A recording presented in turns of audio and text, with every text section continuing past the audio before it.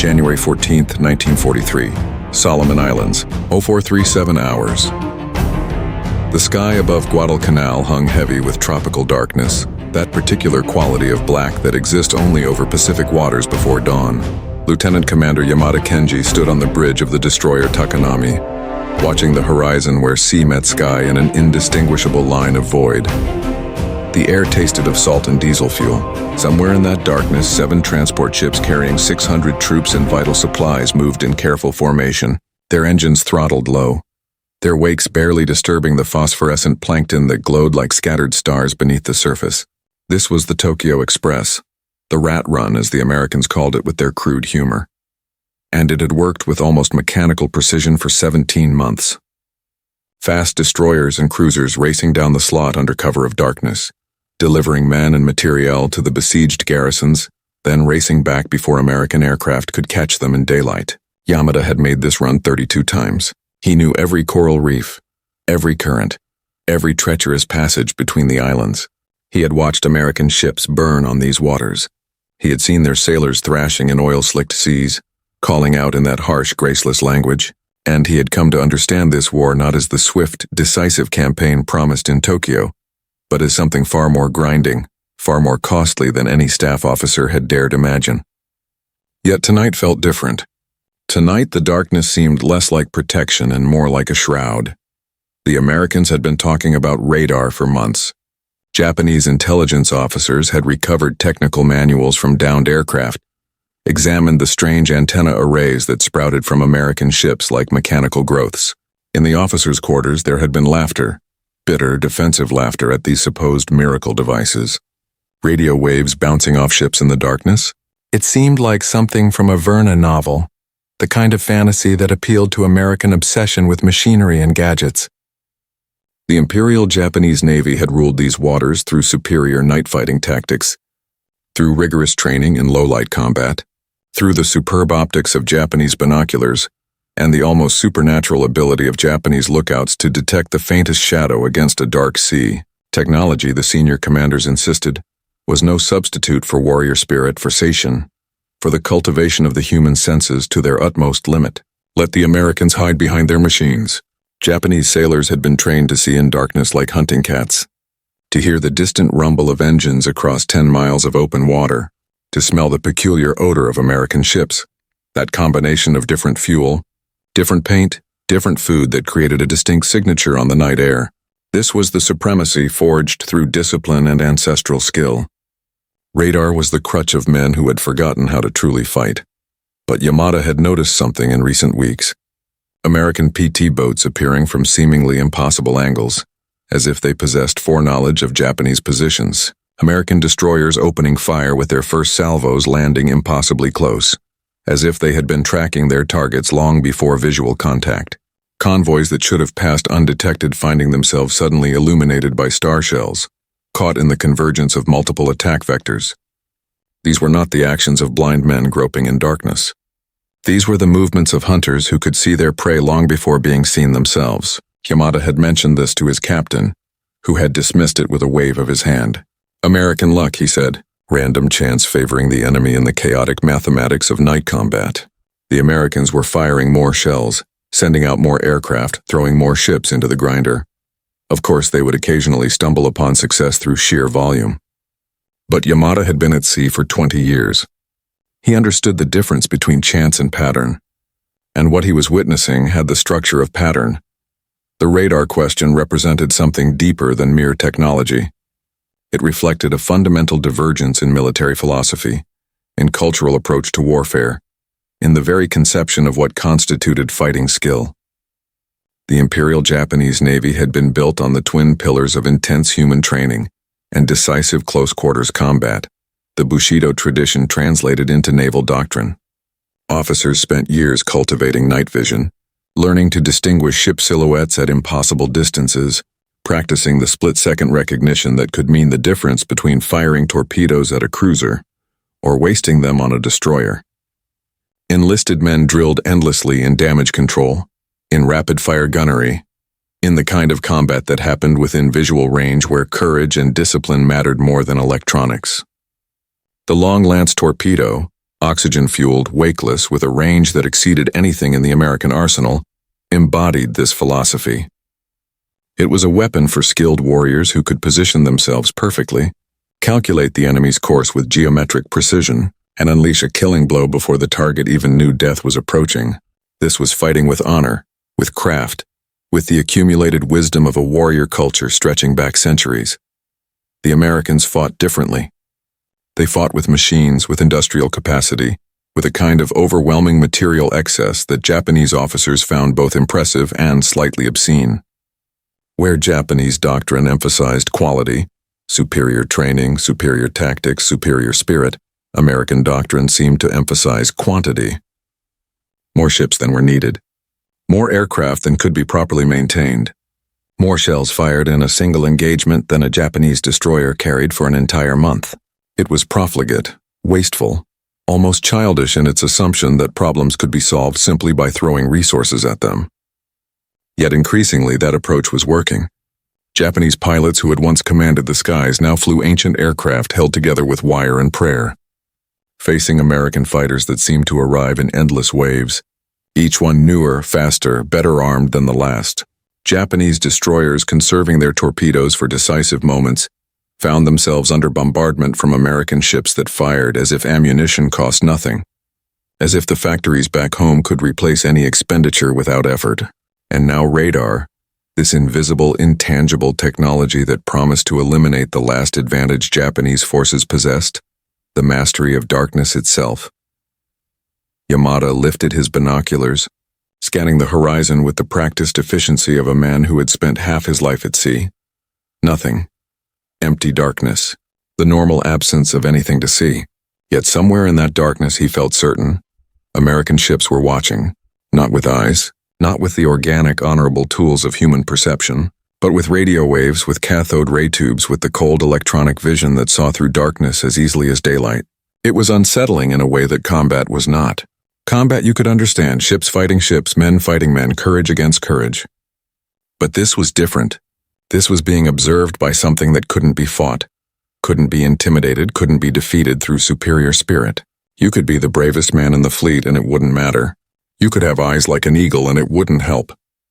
The radar saw you anyway, tracking your position with mathematical indifference, reducing your ship to a glowing phosphor dot on a screen in some American combat information center, where young men who had never seen real combat plotted your course and radioed your coordinates to destroyers waiting in perfect ambush positions.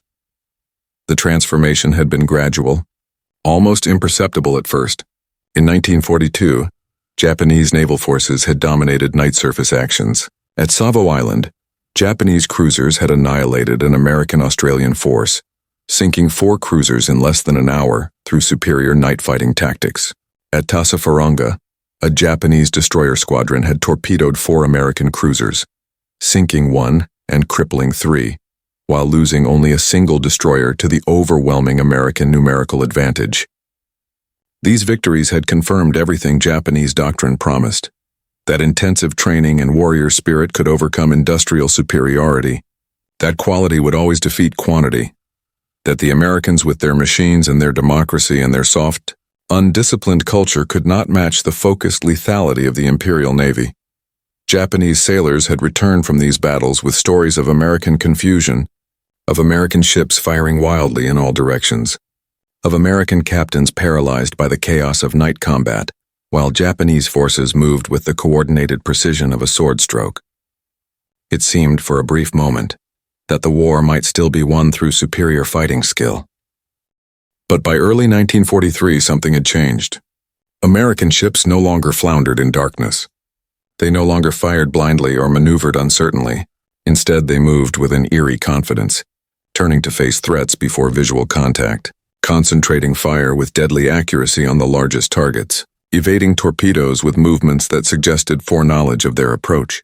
Japanese commanders filed report after report describing the same phenomenon. American forces behaving as if they possessed perfect intelligence of Japanese positions and movements. The official explanation remained that American radio intelligence had broken Japanese naval codes, which was partially true. But that didn't explain how American destroyers could track moving targets through darkness, rain, and smoke. Code breaking told you where a convoy would be hours from now. It didn't tell you where a specific ship was right now, in real time with enough precision to direct gunfire. That required something else. That required the ability to see through darkness itself.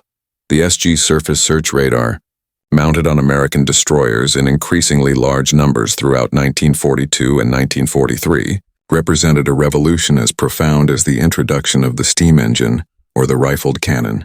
It operated at a wavelength of 10 centimeters, with a range of approximately 22 miles against large surface targets, and it could track multiple contacts simultaneously, while providing bearing and range with an accuracy that approached 50 yards at close distances. More importantly, it worked in complete darkness, through rain, through smoke, through any conditions that would blind human observers. An American destroyer equipped with SG radar could detect a Japanese convoy at 18 miles, track its course and speed, calculate an optimal intercept position, coordinate with other radar-equipped ships, and execute a perfectly timed attack, all before a single Japanese lookout had seen anything. The Americans had effectively transformed night combat from an art requiring years of training into a problem of mathematics and coordination. They had removed the human element, the very element Japanese forces had cultivated to perfection, and replaced it with machines that simply worked. Consistently, regardless of the operator's experience or courage or physical condition. Yamada checked his watch. 0445 hours. Another 15 minutes and they would begin the final approach to the unloading point. If they were going to be attacked, it would happen soon, while they were still far enough from shore that American ships could disengage before Japanese air cover arrived at dawn. He found himself listening with an intensity that went beyond normal vigilance, straining to hear the distant rumble of engines, the whisper of bow waves, any acoustic warning that might precede the sudden flash of gunfire. The ocean remained quiet except for the steady throb of their own engines and the hiss of water along the hull. Above, a few stars appeared through breaks in the clouds, providing just enough light to create shadows but not enough to see clearly. Perfect conditions for the Tokyo Express. Perfect conditions for warriors trained in darkness. But were they perfect conditions anymore? Or had the Americans transformed the night into something different? Something where traditional skills meant nothing. The radio operator appeared at Yamada's elbow, holding a message flimsy. From Oyashio, sir. Possible contact bearing 320, range unknown. Maybe American PT boats? Yamada nodded, feeling his pulse accelerate. PT boats they could handle. Small, fast but fragile, easy to drive off with superior gunnery. But PT boats also had radar now. Small sets that let them track targets from miles away, coordinate attacks, radio positions to larger ships waiting over the horizon. A PT boat contact wasn't just a tactical problem anymore. It was a warning that the entire American network knew where you were, that somewhere in the darkness, forces were converging with perfect knowledge of your position and course. Signal the convoy, Yamada ordered. Increase speed to 30 knots. We'll make the approach at high speed and reduce time in the danger zone. The signal was sent. The engines increased their tempo. And still the darkness revealed nothing, offered no hint of what might be watching from beyond. The range of human vision, what Japanese commanders had failed to grasp, what seemed almost impossible to accept, was that radar represented not just a technological advance but a complete restructuring of combat dynamics. Night fighting had always been the great equalizer, the domain where smaller forces with superior training could defeat larger forces hampered by confusion and uncertainty. Darkness provided cover, concealment, the opportunity for surprise and rapid disengagement. Throughout military history, from ancient phalanx battles to Napoleonic warfare to the great fleet actions of the First World War, darkness had ended combat, forced separation, given the outnumbered and outgunned a chance to escape and regroup. The Imperial Japanese Navy had built its entire doctrine around exploiting this fundamental truth, cultivating skills that maximized effectiveness in low-light conditions, while assuming the enemy would be similarly handicapped. But radar eliminated that assumption. Radar made darkness irrelevant. It transformed night combat from a test of human skill into a mathematical problem where the side with better electronics, better coordination and better training in radar-directed warfare would win almost every time. The Americans had moved the contest to a new battlefield, an invisible electronic battlefield, where Japanese advantages simply didn't apply, and the evidence was accumulating with mathematical horror. In November 1942, at the Naval Battle of Guadalcanal, American forces equipped with early radar sets had engaged Japanese battleships and cruisers in a chaotic night action that should have heavily favored Japanese night fighting doctrine. Instead, American ships had detected Japanese forces at extended ranges, concentrated fire effectively despite the confusion, and turned what should have been a Japanese victory into a costly draw. In January 1943 at the Battle of Rennell Island, American radar had tracked Japanese aircraft approaching at night, providing enough warning that American carriers could turn away and minimize exposure. Most tellingly, the loss rate for Japanese resupply convoys was climbing with each passing week, not because American forces were more numerous, though they were, but because American forces always seemed to know exactly where to find them. Convoys that should have passed undetected were being intercepted with mechanical regularity. The element of surprise, the foundation of the Tokyo Express strategy, was evaporating like morning mist under tropical sun. Yamada heard the sound before he consciously registered what it was. A low, whistling shriek rising in pitch, the unmistakable signature of incoming shells. "Brace for impact," he shouted, but the words were obliterated by the thunderous explosion as a 5-inch shell struck Takanami's forward deck, detonating near the forward gun mount in a bloom of orange flame and black smoke. The shockwave knocked Yamada against the bridge railing, filling his mouth with the copper taste of blood where he'd bitten his tongue. More shells arrived, walking up the length of the destroyer with the methodical precision of well-directed fire, each impact sending geysers of water or shrapnel-laced flame into the night. The Americans were firing from somewhere in the darkness, from a distance and bearing that no lookout had spotted, with an accuracy that suggested they had been tracking Takanami for miles, waiting for the optimal moment to open fire. This wasn't the wild, unfocused shooting of 1942. This was surgery. Through the smoke and flame, Yamada tried to assess the situation. At least 2 American destroyers, possibly 3, firing from approximately 8,000 yards based on the shell trajectory and time of flight. Takanami was returning fire, her remaining guns swinging toward the muzzle flashes that now marked the enemy's position. But the Americans had the initiative, had probably already adjusted their aim based on radar tracking while Takanami was firing at visual estimates. The other Japanese destroyers in the convoy were maneuvering, trying to position themselves between the transports and the American attackers, laying smoke, firing torpedoes toward the estimated enemy position. It was all procedure, all doctrine, all the practiced responses developed through years of training, but it felt futile in a way that previous battles hadn't. The Americans knew where every Japanese ship was. The Japanese were guessing, in the mathematics of combat, that asymmetry was fatal. A second series of explosions rippled through Takanami's midsection as American shells found the engine room. The destroyer shuddered, lost speed, began to list to port as flooding compromised her stability. Damage control parties rushed below, but Yamada could feel through the soles of his feet that the ship was dying. That peculiar sensation every sailor learns to recognize, the difference between damage that can be controlled and damage that has crossed some invisible threshold into catastrophe. He grabbed the radio handset, shouting over the chaos. "This is Takanami. We are disabled and flooding. Convoy proceed without us.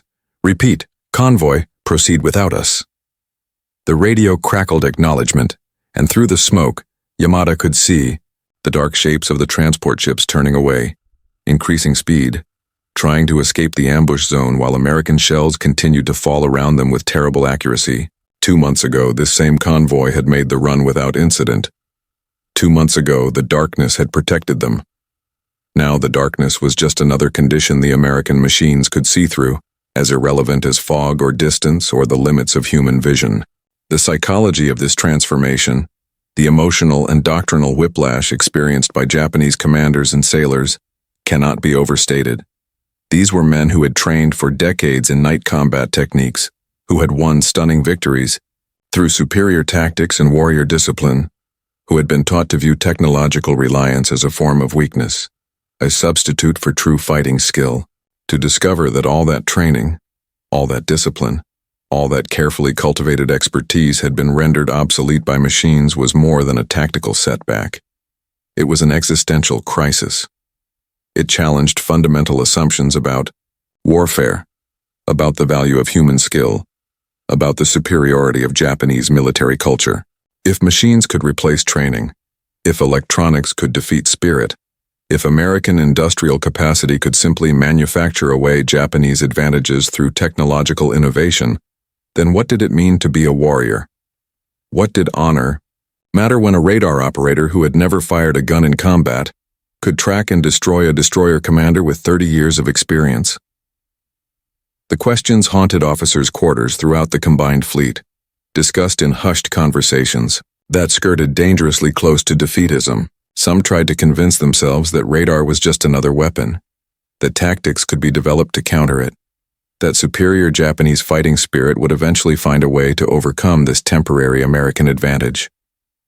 Proposals circulated for radar jamming equipment, for high-speed evasive maneuvers that might confuse tracking systems, for attacks timed to coincide with heavy weather that might degrade radar performance. But these were the desperate improvisations of men who understood deep down that something fundamental had shifted. The Americans weren't just winning through better electronics. They were winning because they had built an entire system, training, doctrine, ship design, communication protocols around exploiting radar's capabilities. American ships practiced radar-directed gunnery constantly, developing the skills to interpret scope images, calculate firing solutions from electronic data, coordinate multiple ships' radar information into a unified tactical picture.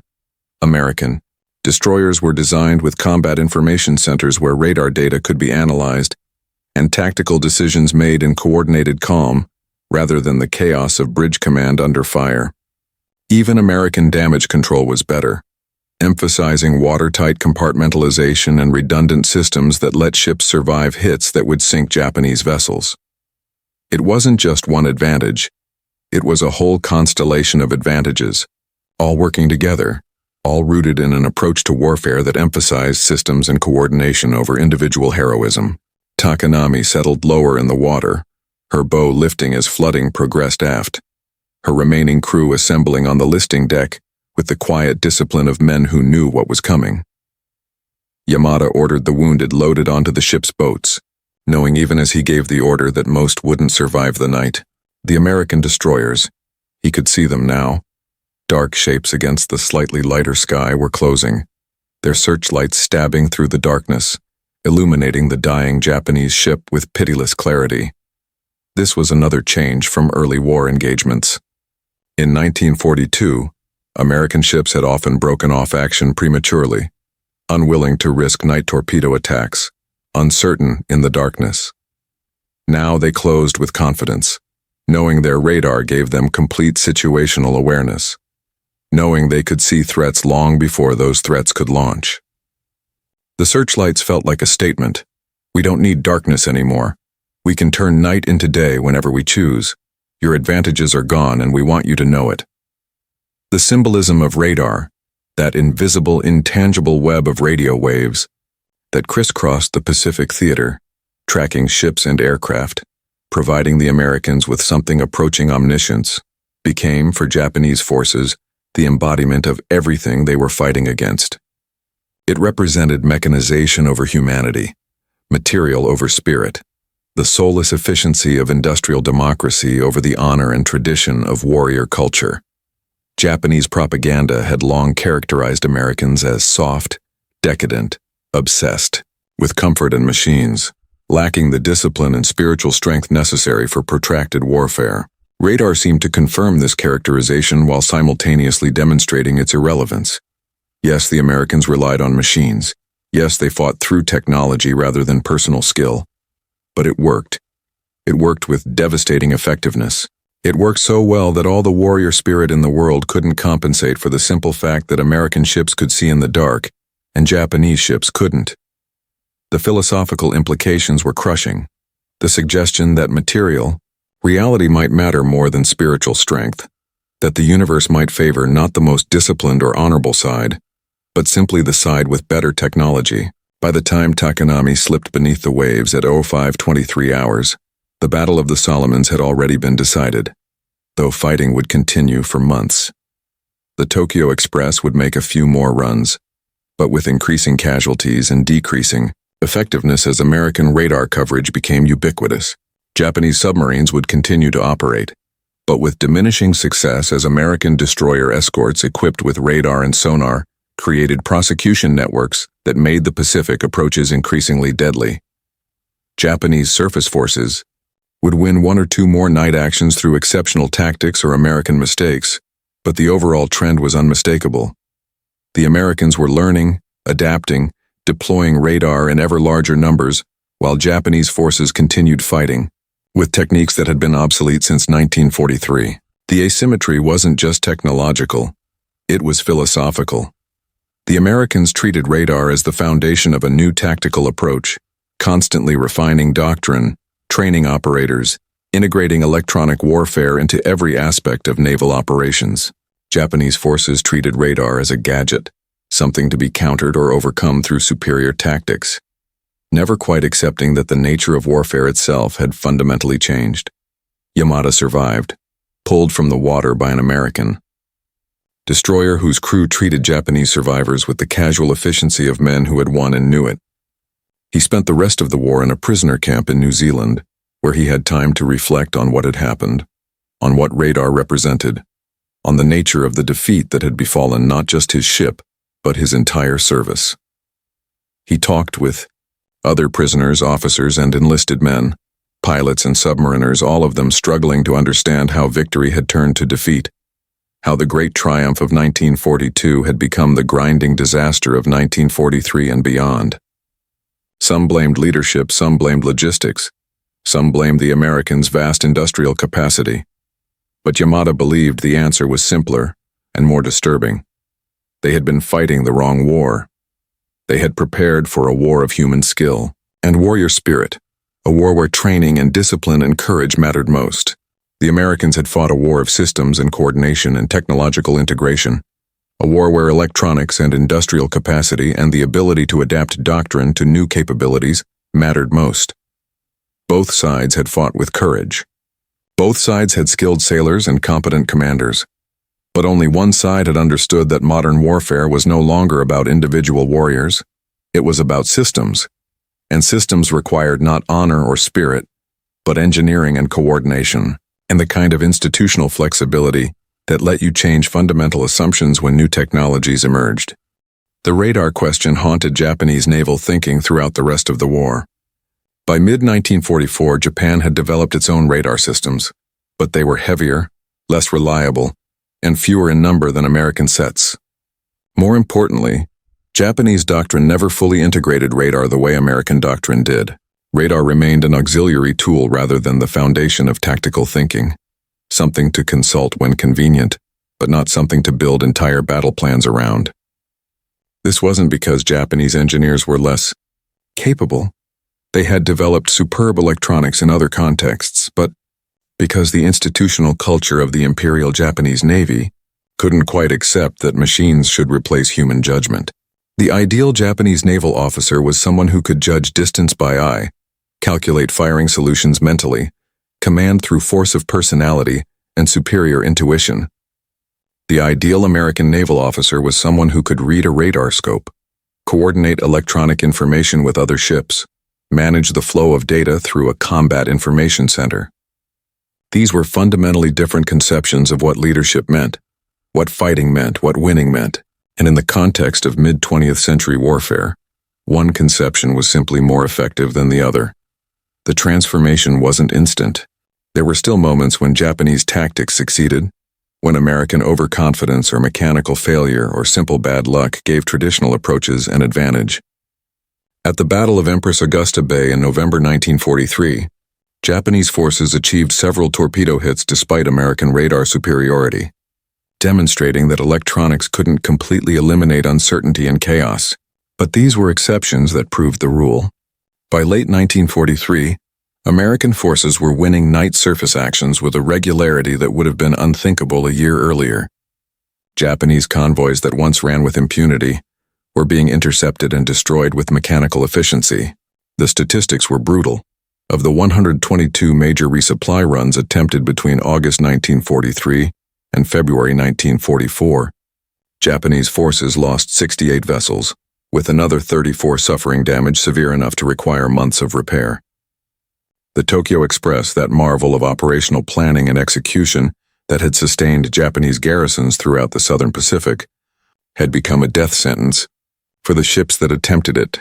What the Japanese sailors had expected, what they had been promised by commanders and propaganda, was a war where spiritual superiority and warrior discipline would overcome material disadvantages. What they experienced was a war where material realities and technological capabilities determined outcomes regardless of courage or training. This wasn't the war they had prepared for. It wasn't the war their culture had taught them to understand. In Japanese military tradition, defeat in battle was acceptable if you had fought with honor, with total commitment, with a spirit that transcended concern for personal survival. But what did honor mean against radar? How did you fight with spirit against machines that tracked your position from beyond the horizon?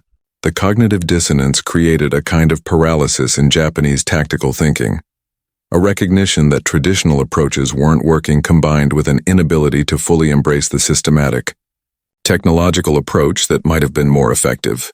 It was easier to blame individual failures, to insist that the next battle would be different, to convince yourself that eventual victory was still possible through superior fighting spirit, than to confront the uncomfortable truth that you had been philosophically and doctrinally unprepared for the war you were actually fighting. The crews who sailed the Tokyo Express in late 1943 and early 1944 knew they were going to die. They knew the Americans could see them, track them, arrange perfect ambushes with multiple ships converging from optimal attack vectors. They knew the survival rates were dropping towards zero, that making 5 runs without being sunk was becoming rare, that the supplies they delivered were barely sufficient to sustain garrisons that were themselves doomed to eventual defeat. Yet they went anyway because orders were orders, because duty demanded it, because the alternative, acknowledging that the mission was futile, that Japanese forces were being systematically destroyed by a system they couldn't match, was psychologically impossible. This was perhaps the cruelest aspect of the radar revolution. It didn't eliminate Japanese courage or determination. It simply made those qualities irrelevant. You could be the bravest sailor in the combined fleet, the most skilled lookout, the most tactically brilliant commander, and it wouldn't save you from the radar-directed salvos that arrived out of darkness with coordinates calculated in some American CIC by operators you would never see. In the final year of the war, as American forces pushed toward the home islands and Japanese naval strength dwindled to a few remaining heavy units and swarms of suicide boats, radar became just one element in an overwhelming American technological superiority that included everything from proximity-fused anti-aircraft shells to advanced fire control systems to signals intelligence that read Japanese communications in near real time. The war stopped being a contest and became a foregone conclusion, executed with industrial efficiency. Japanese officers who had once laughed at American reliance on machines found themselves commanding ships without fuel, fighting aircraft without ammunition, coordinating defenses without communications, all while American forces operated with a technological sophistication that made resistance seem less like warfare and more like ritual suicide. The empire that had planned to win through superior warrior spirit discovered that spirit alone couldn't compensate for the systematic application of scientific and industrial capacity. It was a lesson learned at terrible cost, written in the wreckage of thousands of ships and aircraft, in the loss of hundreds of thousands of trained sailors and aviators who died fighting a war they couldn't possibly win. Yamada returned to Japan in 1946, repatriated along with thousands of other prisoners, and found a country transformed almost beyond recognition. The Japan he had left in 1941 had been confident, expansionist, certain of its cultural superiority and destined for greatness. The Japan he returned to was occupied, devastated, its cities ashes, its population starving, its entire worldview shattered. He never spoke much about the war, about Takanami, about that night in the Solomons when he watched his ship sink while American destroyers circled with their searchlights like predators examining prey. But sometimes, late at night, he would remember the moment the shells arrived out of darkness, the realization that they had been seen without seeing, tracked without knowing, targeted by machines that reduced warfare to mathematics and geometry. He remembered the laughter in the officers' mess when intelligence officers first mentioned American radar, the certainty that technology couldn't replace training, the conviction that warrior spirit would ultimately prevail. He remembered how wrong they had been, how completely and utterly wrong, and how many men had died because of that wrongness. The radar story is not primarily about technology. It is about the collision between two incompatible philosophies of warfare, two different understandings of what fighting means and what victory requires. The Imperial Japanese Navy had built itself around the premise that warfare was fundamentally human, that the side with better trained personnel, superior tactics, and stronger fighting spirit would ultimately win regardless of material disadvantages. This was a beautiful philosophy in many ways, honoring the individual warrior, emphasizing discipline and skill, creating a military culture of extraordinary dedication and proficiency. But it was a philosophy suited to an earlier era, to warfare conducted at visual ranges where human perception and decision-making determined outcomes.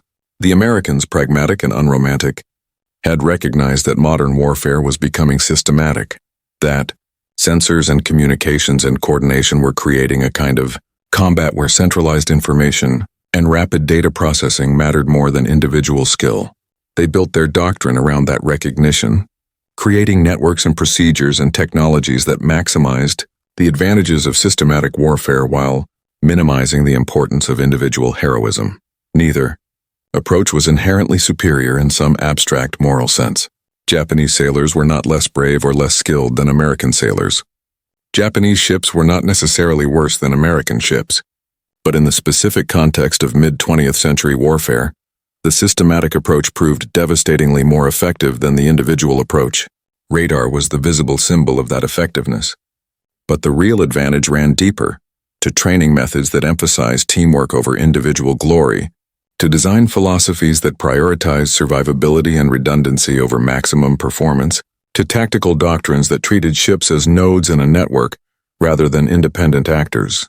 The Americans had understood, perhaps without fully articulating it, that modern warfare was becoming less about battles and more about systems, less about heroic moments and more about sustained effectiveness, less about warrior culture and more about institutional competence.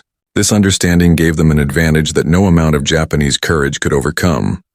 On quiet nights decades after the war, Yamada would sometimes walk to the harbor in the small coastal town where he had retired, watching the lights of ships passing in the darkness. Modern vessels laden with cargo, moving with the confident precision of machines that always knew exactly where they were, their positions tracked by satellites and radar and electronic systems that would have seemed like magic to the men who sailed the Tokyo Express. He thought about the young officers who had laughed at American technology, about the certainty that had infused Japanese naval culture, about the conviction that spirit and training could overcome any material disadvantage. He thought about how that certainty had been wrong in ways that went beyond simple tactical error. Wrong in ways that revealed fundamental misunderstandings about the nature of modern warfare and the direction of military development, and he thought about the price paid for that wrongness. Not just the ships sunk and lives lost, but the psychological devastation of discovering that everything you had trained for, everything you believed about warfare and honor and the value of human skill, had become obsolete in the face of machines that simply saw better, coordinated better, fought better than even the most skilled. Warriors could manage. The lesson of radar, if it has a lesson, beyond the obvious observation that better technology usually wins, is perhaps about the danger of fighting, the war you want rather than the war you have. The Imperial Japanese Navy wanted a war where their advantages mattered, where night fighting skills and superior tactics and warrior spirit could overcome American industrial capacity.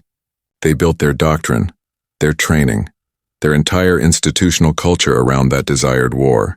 But the actual war, the war that had to be fought after 1942, was different. It was a war of systems and electronics and sustained material production, a war where the side that could integrate technology into doctrine, that could train thousands of competent operators, rather than hundreds of brilliant individuals, that could manufacture and deploy radar sets faster than the enemy could develop countermeasures, would ultimately prevail. Japanese forces never fully adapted to that reality. They continued fighting the war they understood, the war they had prepared for, the war where their strengths mattered, even as that war slipped further into irrelevance with each passing month. In the end, the radar revolution was about something deeper than electronics or tactics. It was about the transformation of warfare from a craft to a science, from an art practiced by skilled individuals to a systematic enterprise requiring institutional coordination and technological integration. It was about the moment when human perception, that faculty Japanese forces had trained to near superhuman levels, became insufficient, when the augmentation of human senses through electronics became not optional, but essential. The Japanese sailors who laughed at American radar weren't foolish. They were experienced warriors making judgments based on decades of naval tradition and recent combat success. But they were warriors from an earlier age, fighting with assumptions that had been true for centuries, but which had become abruptly, devastatingly false in the space of a few years. Technology had changed the rules, and one side had adapted to those new rules while the other had continued playing by the old ones. The outcome was never really in doubt once that divergence occurred. What remained was only the grinding, bloody process of demonstrating what the statistics had already proven. The convoys vanished. Not metaphorically, not gradually, but with a mathematical regularity that turned the Tokyo Express from a lifeline into a death sentence. By March 1944, Japanese commanders had effectively conceded control of the waters around the Solomon Islands, abandoning attempts at major resupply and reducing operations to occasional submarine runs and small coastal barge traffic. The radar war was over. The Americans had won not through a single decisive battle, but through the accumulation of hundreds of small engagements where superior information led to superior positioning, led to superior outcomes.